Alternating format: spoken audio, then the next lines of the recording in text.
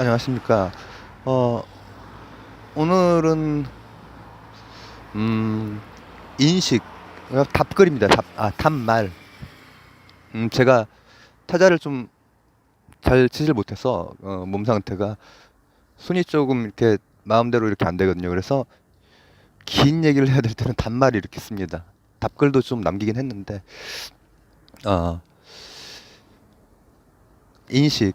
인식이라고 하는 것이 실제 하느냐, 아니면 인식이라고 하는 것이 그냥 구성된 것에 불과하냐, 이제 이것에 대한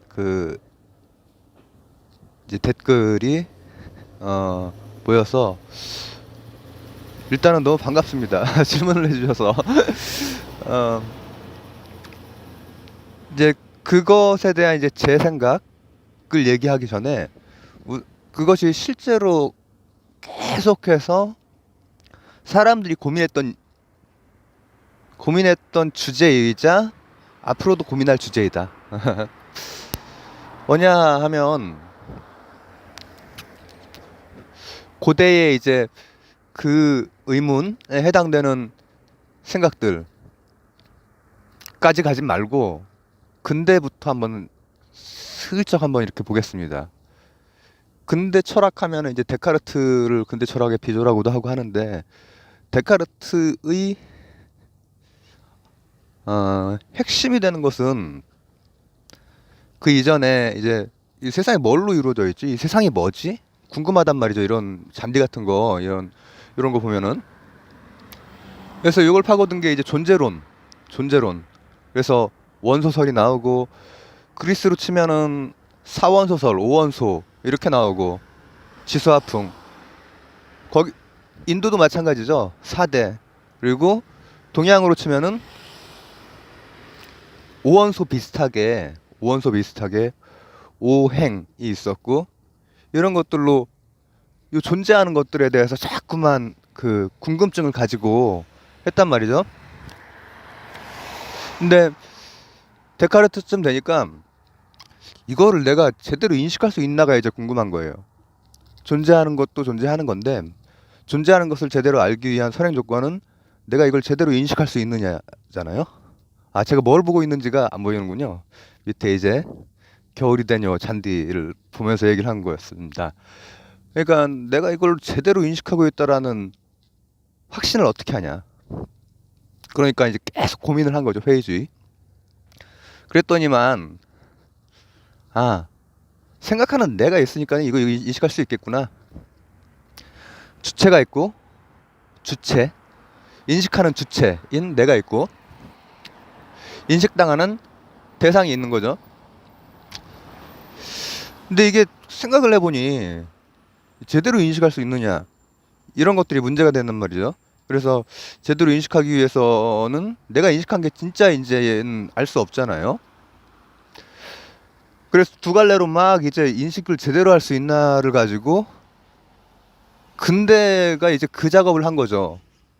경험론, 합리론 이렇게 배웠던, 하나는 계속 이렇게 귀납적으로 포개가면서 진실에 대해서 찾아가는 것이고, 하나는 연역적으로 추론해가면서, 그리고 이제 그것을 보통 정리했다고 하는, 집대성했다고 하는 사람이 이제 칸트인데, 칸트 같은 경우에는 이 대상 자체는 모르겠다.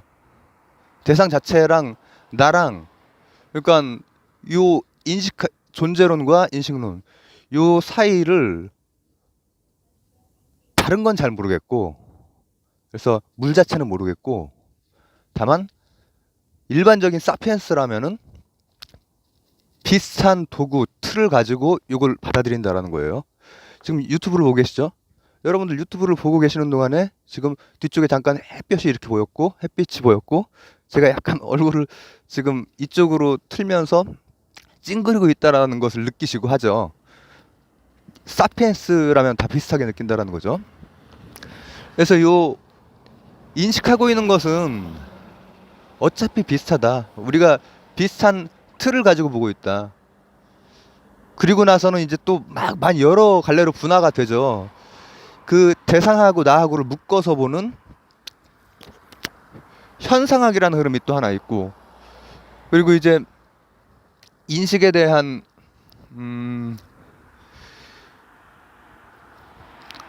어떻게 보면은 좀 과학적인 설명. 저는 이제 제 답변을 좀 이제 하도록 하겠습니다. 과학적인 설명. 사람의 뇌는 지금 이 영상은 프레임 수가 정해져 있을 거고 화소 수가 정해져 있을 거 아닙니까? 근데 그럼에도 불구하고 별 불편 없이 지금 누군가 걷고 있고 누군가 무슨 말을 하고 있고, 이 지금 귀로 듣는 것도 마찬가지죠. 귀로 듣는 것도 저의 그 소리, 음파 자체를 듣는 게 아니잖아요. 이것이 여기 있는 데로 들어간 다음에 부호화된 것을 다시 한번 처리해서 번역해서 그 다음 그 처리 과정을 거친 것을 듣는 거거든요. 그럼에도 불구하고 지금 제가 하고 있는 말을 옆에서 듣는 것처럼 해석을 하죠. 뇌가. 그리고 보세요. 여러분들, 제가 이제 여기 이사 온 지가 몇 달 됐나, 한 3달나? 어쨌든 몇 달 안 됐는데, 얼마 안 됐는데, 처음에 걸을 때는 길을 많이 잃어버렸어요.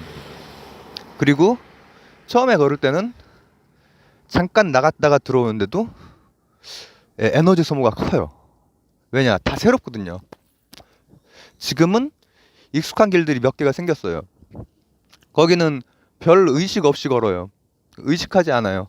의식하지 않아도 제 뇌 속에 지도가, 그러니까 제가 직접적으로 감각으로 다 받아들인 다음에 그 지도를 그리는 것이 아니라 그냥 저는 이렇게 걷고 이렇게 생각하고 말하면서 이제 충분히 걷는다는 얘기죠. 처음에는 길을 잃어버리기 때문에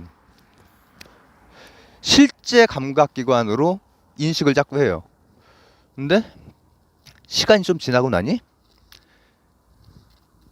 하드디스크에서 그냥 쓰는 거예요. 하드디스크에서. 이 얘기는 무슨 얘기냐? 인식이라고 하는 것, 우리가 일반적으로 뭘 보고 듣고 감각하는 거잖아요. 사람의 감각기관으로 이제 인식의 출발이죠. 그래서 칸트 같은 경우에는 그 감각기관에 해당되는 것과 안에서 그 인식 계산을 하는 과정, 어떻게 보면은 대뇌에서 이제 행해지는 과정, 이걸 구별을 했죠. 그래서 이제 뭐 감성이 어떻고 오성이 어떻고 이렇게 구별을 했는데, 과학적으로 봤을 때는 이렇게 실제로 있는 어떤 것들이 있고, 근데 지금 이것들이 제가 보는 이런 방식으로 존재하는지는 모르겠어요. 왜냐?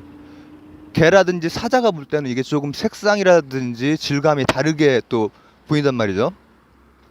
카메라도 이런 카메라로 찍는 거랑 적외선 카메라로 찍는 거랑 다르죠.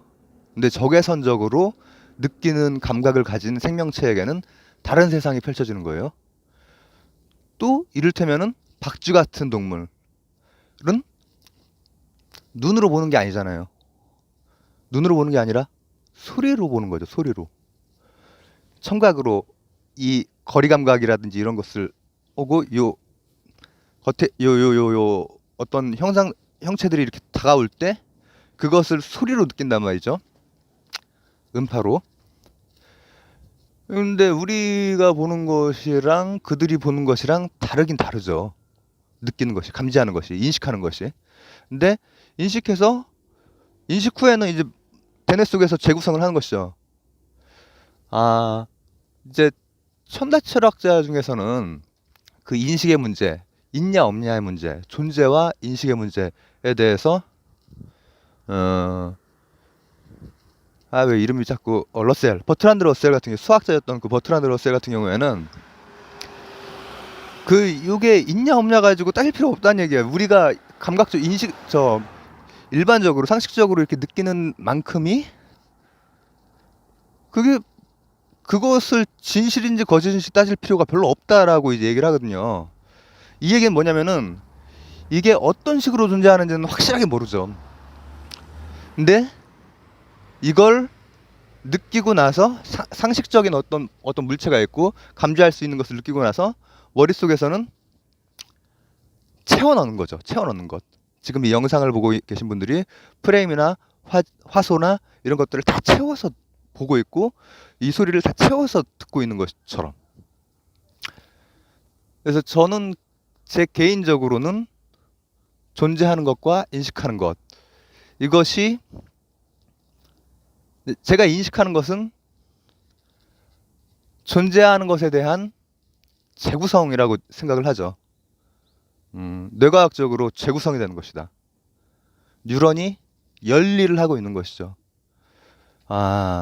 입력된 것을 출력해낸다기보다는 입력된 일부분의 것을 가지고 구성해내는 것.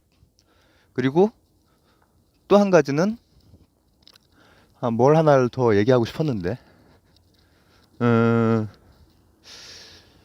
그 인식되는 것, 이 얘기를 하고 싶었군요. 그런데 사람이 인식할 수 있는 것은 사람의 감각기관의 한계라든지 사람의 사이즈의 한계, 요것이 있거든요. 이를테면 우리가 동물들을, 개들을 소형견, 중형견, 대형견으로 나누고 포유류를 대형 포유류 뭐 이렇게 나눈단 말이죠. 이거는 다 사람 기준에서 나누는 거예요. 사람이 볼 때 헉 싶으면 이제 중형이나 대형이 되는 거죠. 근데 아주 미시세계라든지 그러니까 원자 이하의 세계, 쿼크라든지 소립자라든지, 이거는 사람이 느낄 수도 없을 뿐더러 과학적인 방법으로도 아직까지 추론해서 이런 게 있다라고 이제 상정을 하는 것이 직접적으로 실험하거나 관찰할 수 있는 것은 아니잖아요. 그리고 거시의 세계도 마찬가지죠. 거시의 세계도 일단 블랙홀 같은 경우에 직접 볼 수는 없는 거란 말이죠. 빛도 빨려 들어가기 때문에. 다만 이제 거기에서 나오는 파장이라든지 이런 걸 가지고 간접적으로 이제, 그리고 혹은 주위 천체, 예를 들면 쌍성이다, 별이 두 개다, 그러면 한쪽이 블랙홀일 때 한쪽이 운동을 하겠죠. 그 중력에 의해서. 이런 것들로 느끼는데, 아주 미시세계라든지 아주 거시세계는 이 존재하는 것과 인식하는 것이 1대1로 대응이 안 되기 때문에, 그럴 때는 이제 뇌가 그렇게 구성을 못 한단 말이죠. 우리가 일상적인 우리 감각에 바로 오는 것들을 느낄 때와는 다른 방식으로 느끼죠. 느껴지지가 않죠. 그때는 이제 그게 제가 아마 그리스 자연철학 거기에다가 댓글을 다셨을 거예요. 그리스적인 입자에 대한 생각, 원자에 대한 생각, 종자에 대한 생각 등등 사람이 가질 수 있는 도구들, 생각의 도구들을 가지고 그런 것들에 대해서 인식하려고, 재구성하려고, 논리적으로 만들어내려고, 이해하려고 노력을 하게 되죠. 그래서 요약하자면 인식은 재구성이다. 물 자체에 대해서는 우리는 모른다. 다만 이 물 자체에 대해서 모른다라고 하는 의미는 이게 있다 없다의 차원은 아니고, 소박하게 버트란드 러셀이 말했듯이 여기 있는 건 있는 거다. 지나가는 강아지가 존재하는지 존재하지 않는지를 물을 필요가 없다. 이렇게 얘기를 했다는데, 여기 있는 것들은 있는지 없는지가 문제가 아니라 지금 내가 느끼고 있는, 보고 있는 방식으로 있는지는 모른다 얘기예요. 사자가 보는 방식이랑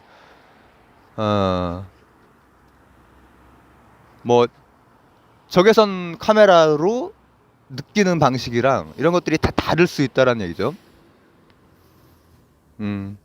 그렇습니다. 그래서 인식은 재구성이다. 뉴런의 재구성이다.